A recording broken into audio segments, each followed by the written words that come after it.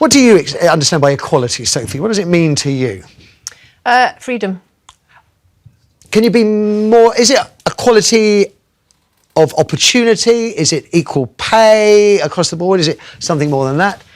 I think equality's better for everyone. I think, okay. you know, and I'm really delighted, you know, I love my job because it's an optimistic and a hopeful job, which is about creating more choices for people. I'm interested in people being able to have different choices and having equality of outcome.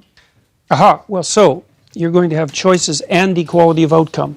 What if people choose different things, which is what they've been doing in Scandinavia? So the Scandinavian countries have moved more towards gender equality than any other countries, and the personality differences in Scandinavia have increased rather than decreased, and the proportion of women who are choosing STEM fields has decreased rather than increased. So as cultures become more gender neutral, the number of women who choose STEM fields decreases. What do you mean by STEM fields? So science, technology, engineering, and mathematics.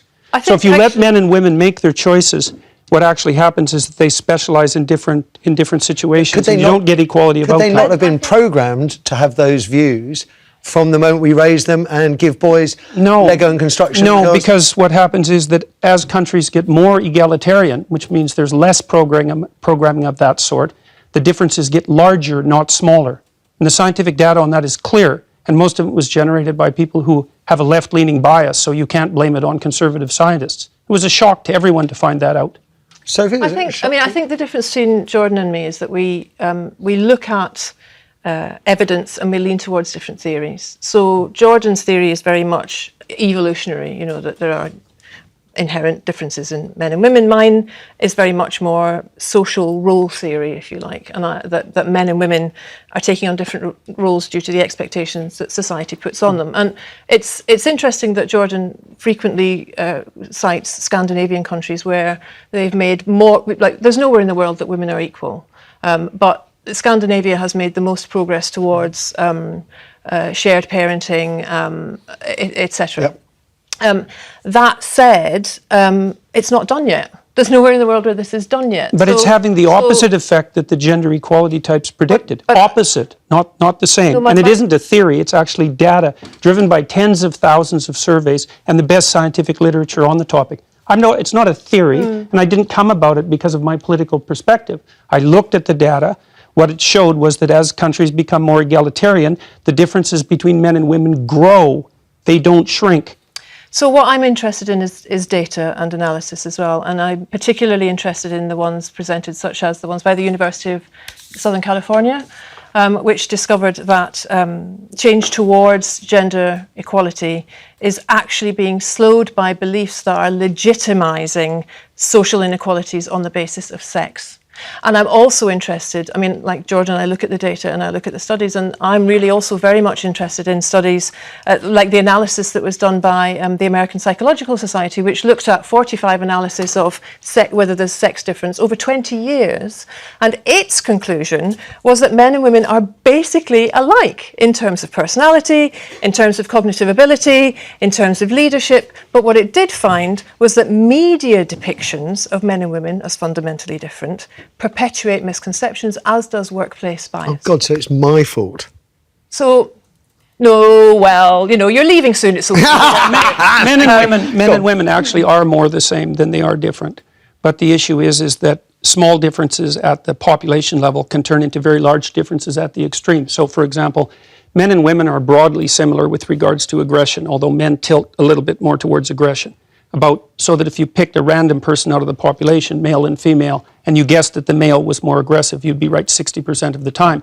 But if you take the 1 in 100 most aggressive people, they're all male. And that's why the overwhelming proportion of people who are in prisons are male. Now, do you want to equalize that, just out of curiosity? What about bricklayers? They're 99% male. And we've got about 3/4 of the population now in universities in the humanities and social sciences are female. Yeah. Are we going to equalize that? And men work longer hours, they work more dangerous jobs, they're more likely to move, they're more likely to work outside, they're more likely to participate in jobs in the STEM fields that are scalable, they make more money for those reasons, and that's all hidden under the idea that the reason that men and women make different amounts of money is because of their gender. It's a very simplistic analysis, and trying to Michael, address I it. was just going to say, Sophie, can you come back on that? What I'm trying to equalise is opportunity and choice. Fine, let's And equalise You agree- choice. you agree on that. But we won't get equal outcome that way. And I think that what happens then, nobody knows, because we've never done it yet. We do know. But We I know think what's happened in it has- Scandinavia. But it's not Scandinavia's fully not got there yet. finished No, but it's going in the opposite direction that everyone predicted, and You know, strongly. I think one of the things I loved about Jordan's book, which I speed read last night, so forgive me, Jordan, I've not read every line. But one of my favourite rules in Jordan's book is Rule 9, which says, assume the person you are listening to might know something you don't. Mm-hmm.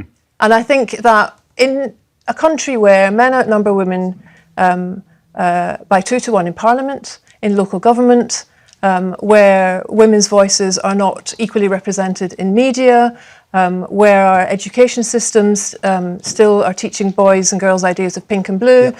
What I'm trying to do is work with thousands of optimistic, hopeful people for change. Okay. You kept very quiet through this, Michael. I'm going to make you put you under a bit of pressure. Do forgive me, I'm going to come to the calls in a moment. Your boss called the gender pay gap a burning injustice. Is it?